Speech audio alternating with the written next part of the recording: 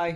വർഷങ്ങൾക്ക് മുമ്പിറങ്ങിയ ഒരു രജനീകാന്ത് ചിത്രത്തിൽ അദ്ദേഹത്തിന് കോടിക്കണക്കിന് രൂപയും കൊടുത്ത് ഒരു നിശ്ചിത ടൈമും കൊടുത്ത് അത് ചിലവാക്കാനായിട്ട് ഒരു ടാസ്ക് കൊടുക്കുന്നുണ്ട്.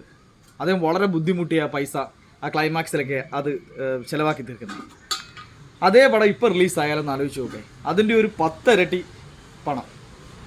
അതുപോലെ തന്നെ സമയം കുറച്ച് കൊടുത്താലും ഒരു മൊബൈലിനകത്ത് ഒരു എന്തോ ഈ പറയുന്ന ഒരു ഗിംഗ്ലി റമ്മിയോ പിന്നെ അതേപോലെ തന്നെ എന്തൊരു ബ്ലൂക്ലോ ലുഡോയോ പിന്നെ ഒരു രാജാവിൻ്റെ ഒരു ഗെയിം ഉണ്ടല്ലോ, അതുപോലുള്ള ഗെയിമും അങ്ങോട്ട് ഇൻസ്റ്റാൾ ചെയ്ത് ഒറ്റ രാത്രി കൊണ്ട് നിമിഷ നേരം കൊണ്ട് ആ കാശ് കേൾക്കാം. പടം പൊട്ടി പാളീസായിട്ടിരിക്കുന്നവന്മാർ പല ഉടായ്പമായിട്ട് വരും. അവർക്ക് പൈസയാണ് ലക്ഷ്യം. നമ്മൾ ജോലി ചെയ്യുന്ന പൈസ അത് നമുക്ക് വേണ്ടി, നമ്മുടെ കുടുംബത്തിന് വേണ്ടി നമ്മൾ ജോലി ചെയ്ത് നമ്മുടെ പോക്കറ്റിലിരിക്കുന്ന പൈസ മറ്റുള്ളവൻ്റെ പോക്കറ്റിലോട്ടാക്കാനുള്ള ഐഡിയ അവന്മാർ നോക്കത്തുള്ളൂ. അത് അവന്മാരുടെ കഴിവ്. അതിനകത്തൊന്നും കൊണ്ട് തലയിടരുത്. ഇന്ന് വരെ ആർക്കും അതിൽ നിന്നൊരു 10 പൈസ കിട്ടിയതായിട്ടില്ല. കിട്ടുവാണെങ്കിൽ അതിൻ്റെ 100 ഇരട്ടി അവന്മാരെ തിരിച്ചു വാങ്ങിക്കും.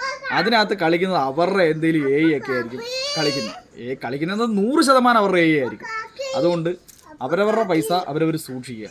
ഇങ്ങനെയുള്ള ഗെയിമിനകത്തൊക്കെ കൊണ്ടിട്ട് പൈസ പോകരുത്. ഒരുപാട് കേരളത്തിൽ ഒരുപാട് ആത്മഹത്യ നടന്നിട്ടുണ്ട്.